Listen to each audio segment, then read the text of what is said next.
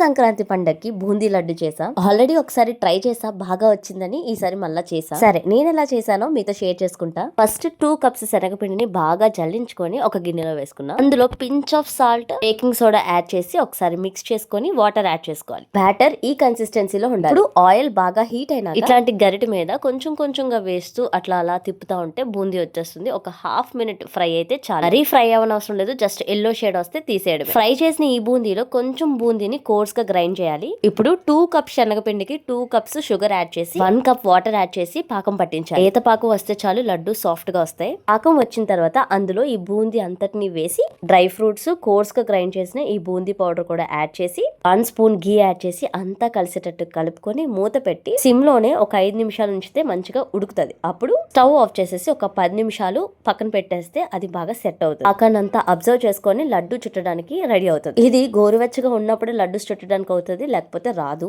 చేతికి నెయ్యి అప్లై చేసుకొని కొంచెం కొంచెంగా తీసుకొని లడ్డూస్ చుట్టేయడమే. అంతే. లడ్డూస్ మాత్రం చాలా బాగా వచ్చింది. మా హస్బెండ్ కూడా నచ్చిందంట.